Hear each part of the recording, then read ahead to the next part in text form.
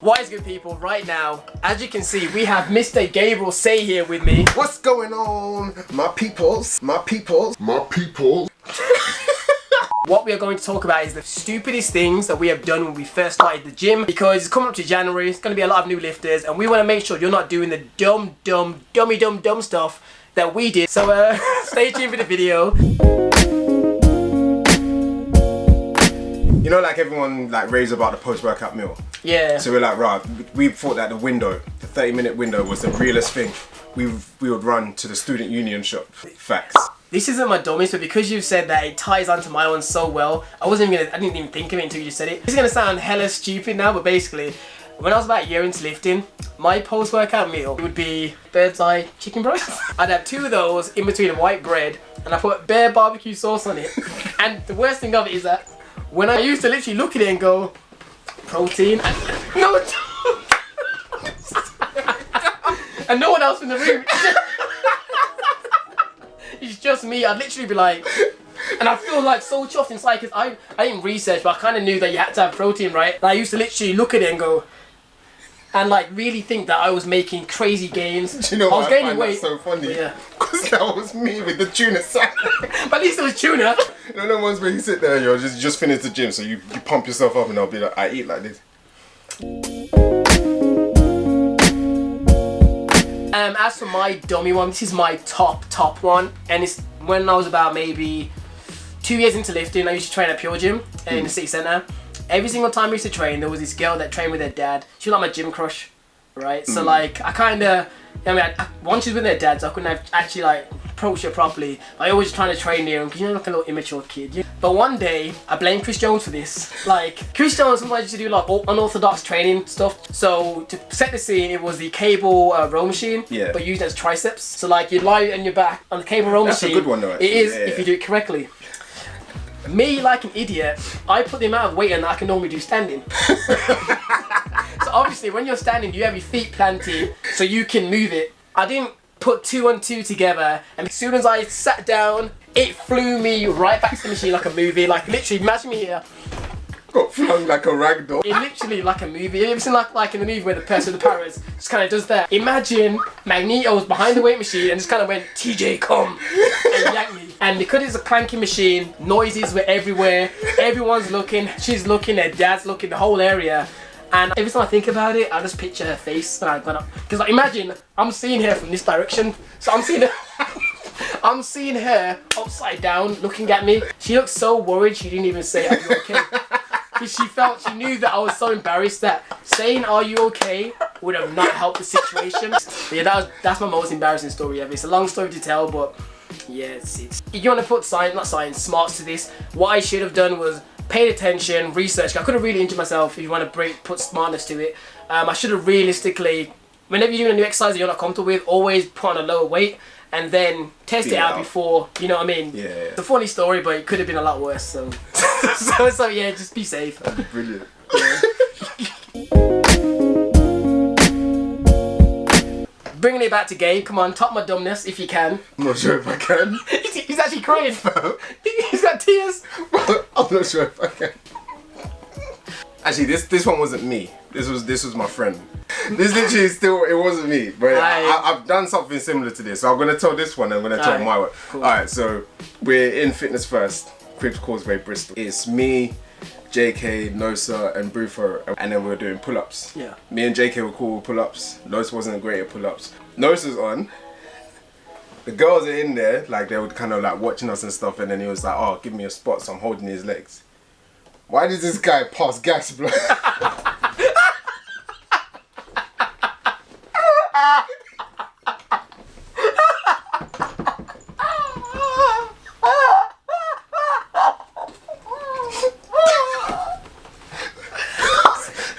I'm standing right here. He farted in your face. Was it a loud one or like silent? It was loud. I was standing right there. It just felt like boom, boom, boom. Yo, that's disrespect. A man farts in your face, you gotta go hands with him. But it was all the time. We'd be doing abs. And he goes, I'm like, why do you keep telling me people to hold your feet down? Now that was a face. That was a face you had. No man can heavy.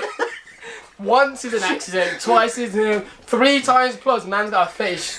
But then the same thing happened to me. So I was training with a girl that like I just started going out with a girl. This was like first year of uni. She's holding my legs, and then I come up. You fight on her? Bruv. I had to go to the change room. I had to just leave the scene for a good 10 minutes. I was just, what you do in that situation is like up to. See, I'm so happy with that story because my one's dumber because it's less dangerous, but yours is more embarrassing. I feel like if I fighted on my gym crush or a girl that I'm seeing, I feel like I'd be so more. You'd have to almost be wifey for that to be cool, because wifey's gotta know like, yo, you know my farts. But like a new girl you're linking, you can't fart. I was like 2 months in. Did you not make it? Oh, we did. We got to like a year and shit. Alright, so this is when I thought I was a bad man with like deadlifts and squats and stuff, even though I was like, I didn't squat for ages. When I finally started squatting, I did it on the Smith machine, but let's not talk about that. And then when I started doing it on the free weights, I was quarter squatting the whole time. But I thought I was doing it, I thought I was bad at it because I had 170 kilos on there. I was barely quarter squatting? Yeah, barely quarter squatting. Doing butt jumps.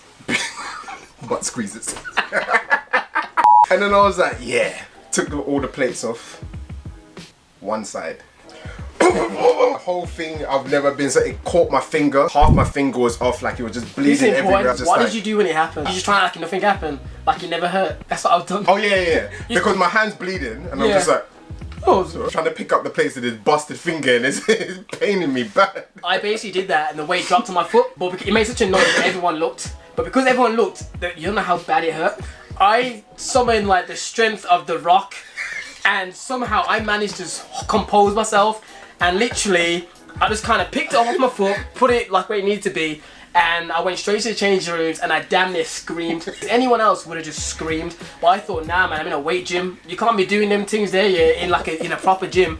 So I thought, and I think it was so bad I couldn't walk, I had to limp. So they definitely saw the limp.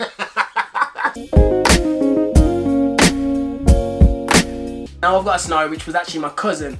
I'm not gonna say his name.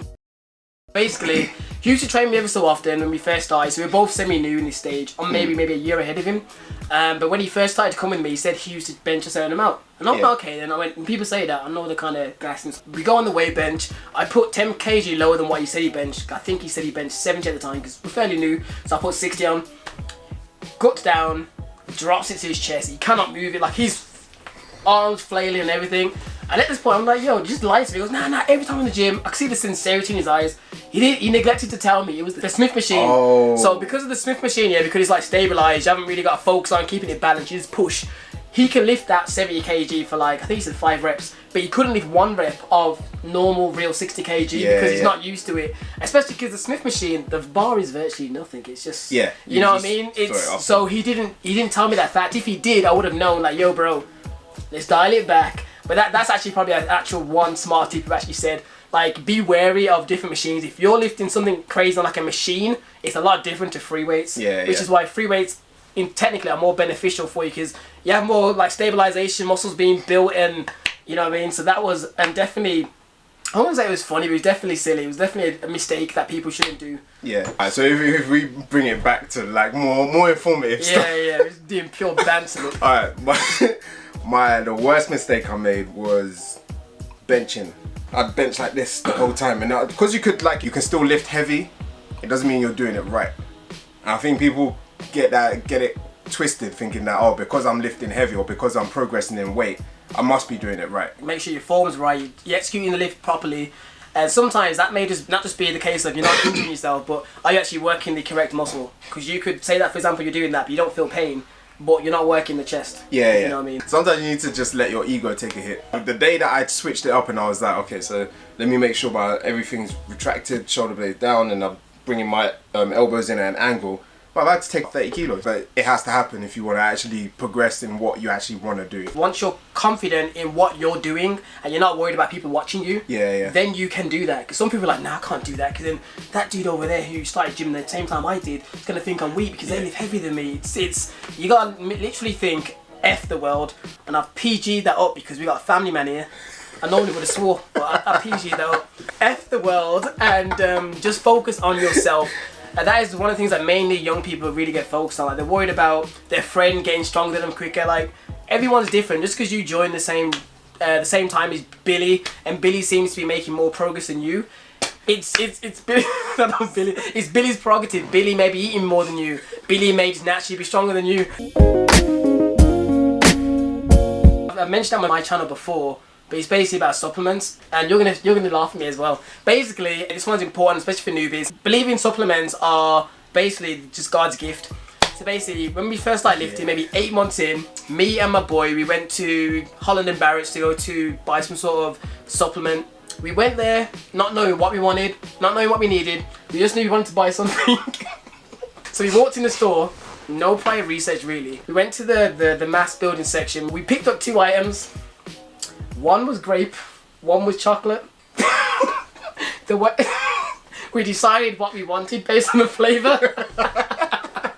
So one was a whey protein, one was a creatine. 2 different things. Literally, that was it. And they both said the muscle build on the packet. So I was like, well, they wouldn't lie to me. It's a packet. They wouldn't lie to me. So we're like, well, we don't need to research what each of them do. We just know that both build muscle. Let's go with flavour.